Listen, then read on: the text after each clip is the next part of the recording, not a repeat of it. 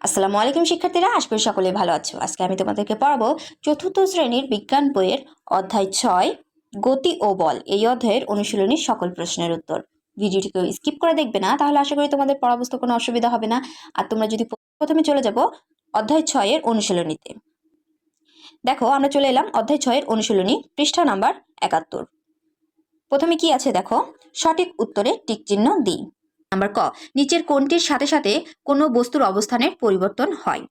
সঠিক উত্তর হবে নাম্বার 3, সময়। নাম্বার খ, কি প্রয়োগ করলে স্থির বস্তুকে গতিশীল করা যায়? সঠিক উত্তর হবে নাম্বার 2, বল। নাম্বার গ, পতাকা উত্তোলনের ক্ষেত্রে কোথায় বল প্রয়োগ করা হয়? সঠিক উত্তর হবে নাম্বার 2, রশিতে। এর পরবর্তীতে আছে দেখো নাম্বার 2। নাম্বার 2 এ আছে শূন্যস্থান পূরণ করি। এখানে 3টি শূন্যস্থান দেওয়া আছে। চলো শিক্ষার্থীরা আমরা 3টি শূন্যস্থান পূরণ করে দেখে নিই।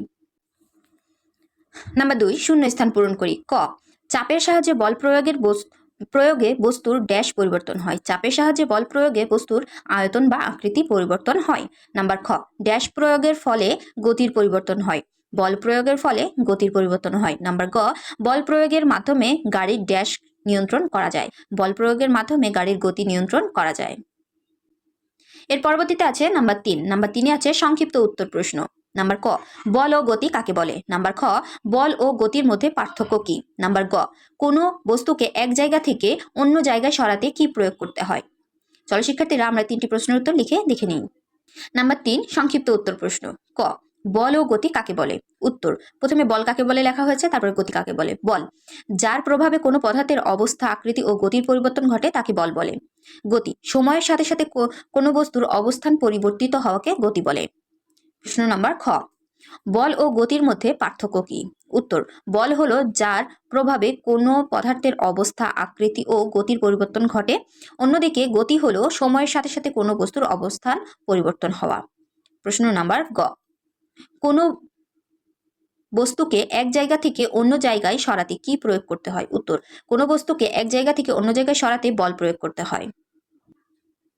এর পরবর্তীতে আছে নাম্বার 4। নাম্বার 4 এ আছে বর্ণনামূলক উত্তর প্রশ্ন।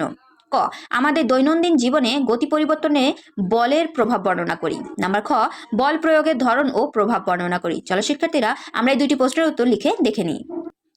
নাম্বার 4, বর্ণনামূলক উত্তর প্রশ্ন। ক, আমাদের দৈনন্দিন জীবনে গতি পরিবর্তনে বলের প্রভাব বর্ণনা করি। উত্তর, আমাদের দৈনন্দিন জীবনে গতি পরিবর্তনে বলের প্রভাব দেখতে পাই। বল প্রয়োগে বস্তুর গতির পরিবর্তন ঘটে। যেমন একজন ফুটবল খেলোয়াড় যখন ফুটবলে লাথি মারেন তখন বলের প্রভাবে ফুটবলটির গতির পরিবর্তন হয়। একইভাবে কোনো ব্যক্তি দৌড়ালে বা সাঁতার কাটলে তাকে বল প্রয়োগ করতে হয়।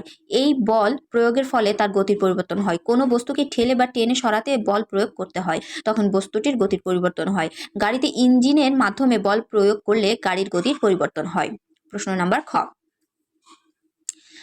বল প্রয়োগের ধরন ও প্রভাব বর্ণনা করি। উত্তর, বল প্রয়োগের ধরন বিভিন্ন রকম হতে পারে। বিভিন্ন ধরনের বল প্রয়োগ করলে বস্তুর গতি ও অবস্থানের পরিবর্তন দেখা যায়। বল প্রয়োগের মাধ্যমে স্থির বস্তুকে গতিশীল করা যায় অথবা গতিশীল বস্তুকে স্থির করা যায়। এছাড়াও বল প্রয়োগের মাধ্যমে বস্তুর আকার, আয়তন, আকৃতি ইত্যাদি পরিবর্তন করা যায়।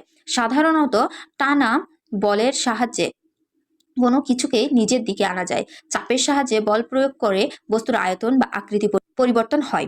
আবার ঠেলার মাধ্যমে বল প্রয়োগে বস্তুর পিছন দিক থেকে ঠেলে দেওয়া হয় এবং বস্তুকে এক স্থান থেকে অন্য স্থানে সরানো যায়।